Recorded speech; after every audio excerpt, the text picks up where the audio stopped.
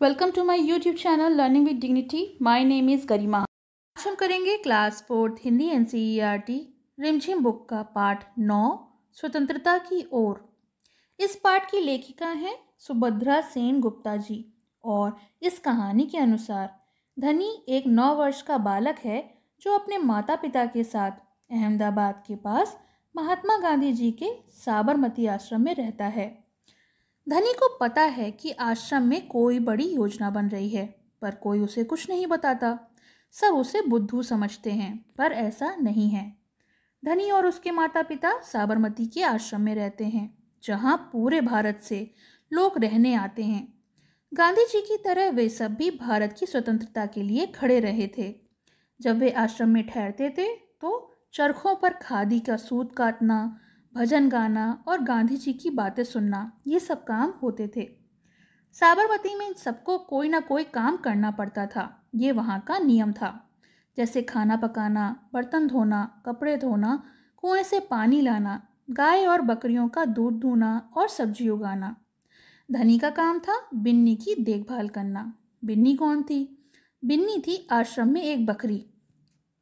धनी को अपना काम पसंद था क्योंकि बिन्नी उसकी सबसे अच्छी दोस्त थी।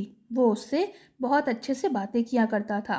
उस दिन सुबह धनी बिन्नी को हरी घास खिलाकर उसके बर्तन में पानी डालते हुए बोला, कोई बात तो ज़रूर है बिन्नी। वे सब गांधी जी के कमरे में बैठकर बातें करते हैं।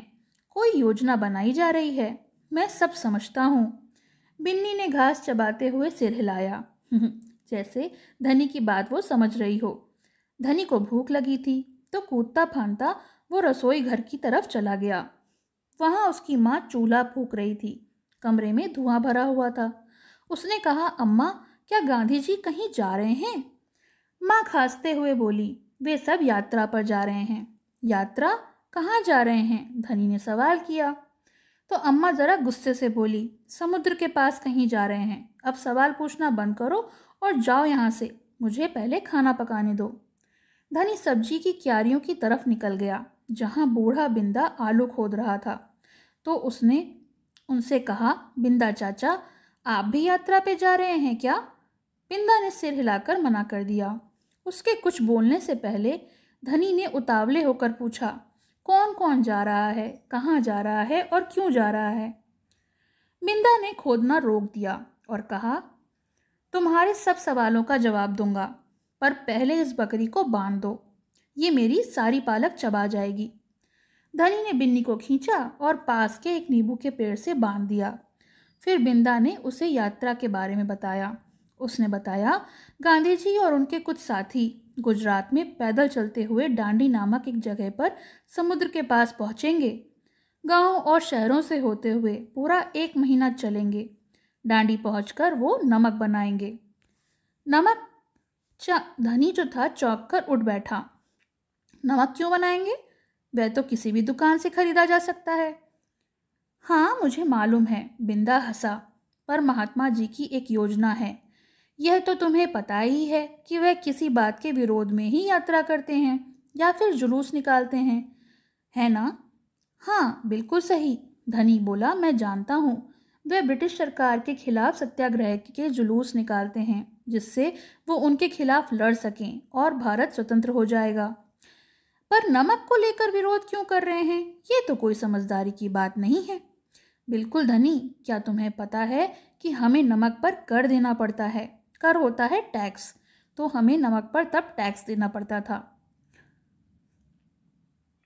अच्छा, धनी ने हैरान होकर पूछा, नमक की ज़रूरत सभी को है। इसका मतलब है कि हर भारतवासी को, यानी गरीब से गरीब हर इंसान को नमक पर कर देना पड़ता है। बिंदा चाचा ने आगे समझाया, लेकिन यह तो सरासर अन्याय है। धनी की आंखों में गुस्सा था।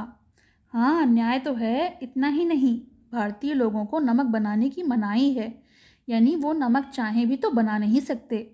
महात्मा गांधी जी ब्रिटिश सरकार को कर हटाने के लिए बोले, मगर उन्होंने उनकी इस बात को ठुकरा दिया। इसलिए उन्होंने निश्चय किया कि डांडी चलकर जाएंगे और समुद्र के पानी से नमक बनाएंगे। 1 महीने तक पैदल चलेंगे। धनी ये सोचकर परेशान हो गया, गांधी जी तो थक ही जाएंगे। वे डांडी बस या ट्रेन से क्यों नहीं जा सकते? तो इस पर बिंदा ने उसे समझाया, क्योंकि यदि वह लंबी यात्रा पर डांडी तक जाएंगे और पैदल जाएंगे तो ये खबर फैलेगी, अखबारों में फ़ोटो आएगी, रेडियो पर रिपोर्ट जाएगी और पूरी दुनिया में यह लोग जान जाएंगे कि हम अपनी स्वतंत्रता के लिए लड़ रहे हैं, और इसीलिए ब्रिटिश सरकार को भी इस बात पर शर्म आएगी। गांधी जी बड़े अक्लमंद हैं। धनी की आंखें चमक उठीं। बिंदा ने हंसकर कहा, हाँ वो हैं तो। दोपहर को जब आश्रम में थोड़ी शांति छाई तो धनी अपने पिता को ढूंढने निकला।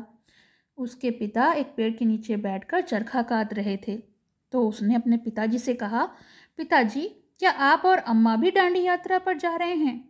तो धनी ने जब ये बात पूछी तो उसके पिता ने उत्तर दिया, मैं जा रहा हूँ, तुम और अम्मा यहीं रहोगे। तो धनी बोला, मैं भी आपके साथ चलूँगा। तो पिताजी ने कहा, बेकार बात मत करो, बहुत लंबा चलना पड़ेगा और तुम नहीं चल पाओगे। आश्रम के नौजवान और युवा व्यक्ति ही जा रहे हैं। धनी ने हट पकड़ ली। हट होता है जिद। मैं 9 साल का हूँ और आपसे तेज दौड़ सकता हूँ। धनी के पिता ने चरखा रोककर बड़े धीरज के साथ समझाया, सिर्फ वो लोग जाएंगे जिन्होंने महात्मा गांधी जी ने जो है जिनको चुना है, बस उतने ही जाएंगे। ठीक है, मैं गांधी जी से ही बात कर लूँगा। हाँ ज़रूर, धनी खड़े होकर बोला और वहाँ से चला गया। गांधी जी बड़े व्यस्त रहते हैं। व्यस्त यानी बिजी। उन्हें अकेले पकड़ पाना आसान नहीं था, पर धनी को वह समय मालूम था जब उनसे बात करना उचित हो, यानी सुबह का समय, जब वो आश्रम में पैदल घूमते हैं। अगले दिन जैसे ही सूरज निकला, धनी बिस्तर छोड़कर गांधी जी को ढूंढने निकल पड़ा। सबसे पहले वह गौशाला में गायों को देख रहे थे। फिर वह सब्जी के बागीचे में मटर और बंद गोभी देखते हुए बिंदा से बातें कर रहे थे। धनी और बिन्नी लगातार गांधी जी का पीछा कर रहे थे। अंत में गांधी जी ने अपनी झोपड़ी की ओर जब वो चले गए तो बरामदे में चरखे के पास बैठकर उन्होंने धनी को अपने पास बुलाया और कहा, यहाँ आओ बेटा। धनी दौड़कर उनके पास पहुंचा। बिन्नी भी फुदकती हुई वहां पे पहुंच गई। तो उन्होंने उससे उसका नाम पूछा। तुम्हारा क्या नाम है बेटा? तो धनी ने कहा, मेरा नाम धनी है। और ये तुम्हारी बकरी है?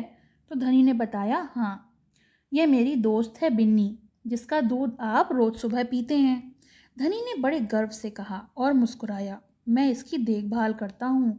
गांधी जी ने हाथ हिलाकर कहा, बहुत अच्छा। अब ये बताओ धनी, तुम और बिन्नी सुबह से मेरा पीछे क्यों कर रहे हो? तो धनी बोला, मैं आपसे कुछ पूछना चाहता हूँ। क्या मैं आपके साथ डांडी चल सकता हूँ? उसने हिम्मत करके पूछ लिया। गांधी जी मुस्कुराए, तुम अभी छोटे हो बेटा, डांडी तो बहुत दूर है, सिर्फ तुम्हारे पिता ही वहाँ जा सकते हैं, और आप तो नौजवान नहीं हैं, फिर आप कैसे जाएंगे? आप थक नहीं जाएंगे? धनी बोला, मैं बहुत अच्छे से चलता हूँ। गांधी जी ने कहा, मैं भी बहुत अच्छे से चलता हूँ। धनी भी अड़ गया। हाँ ठीक बात है, कुछ सोचकर गांधी जी बोले, मगर एक समस्या है, अगर तुम मेरे साथ चलोगे तो बिन्नी को कौन देखभाल करेगा? इतना चलने के बाद तो मैं कमज़ोर हो जाऊंगा, इसलिए जब मैं वापस आऊँगा तो मुझे खूब सारा दूध पीना पड़ेगा, जिससे मुझे ताकत मिलेगी। ये बात तो ठीक है, बिन्नी तभी खाती है जब मैं उसे खिलाता हूँ। धनी ने बड़े प्यार से बिन्नी को सर सहलाया और कहा कि मुझे ही पता है कि इसे क्या पसंद है। गांधी जी बोले, बिल्कुल सही, तुम आश्रम में रहकर मेरे लिए बिन्नी की देखभाल करोगे।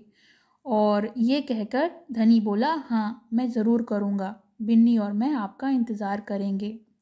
तो इस तरीके से जो धनी था उसके सवालों का जवाब गांधी जी ने बड़े प्यार से दिया। चलिए अब इसके प्रश्नोत्तर देख लेते हैं कहानी से। प्रश्न 1, धनी ने गांधी जी से सुबह के समय बात करना क्यों ठीक समझा होगा?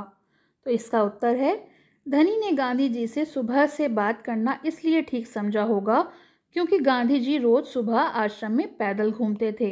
प्रश्न ख, धनी बिन्नी की देखभाल कैसे करता था? तो उत्तर है, धनी बिन्नी को हरी घास खिलाता था, बर्तन में पानी डालकर उसे पिलाता था और उसे आश्रम में चारों ओर घुमाता था। प्रश्न ग, धनी को ये कैसे महसूस हुआ होगा कि आश्रम में कोई योजना बनाई जा रही है? तो उत्तर है, आश्रम के सभी लोग किसी खास चर्चा में लगे हुए थे। सभी लोग गांधी जी के कमरे में बैठकर गंभीर बातें करते थे। इन सब बातों से धनी को यह महसूस हुआ कि आश्रम में कोई योजना बनाई जा रही है। तो ये प्रश्नोत्तर हो गए, पाठ हो गया। आपको कैसा लगा ये कमेंट सेक्शन में ज़रूर बताइएगा, और पसंद आए तो लाइक का बटन दबाइएगा। पसंद आया हो तो लाइक करें, शेयर करें और चैनल को सब्सक्राइब करें।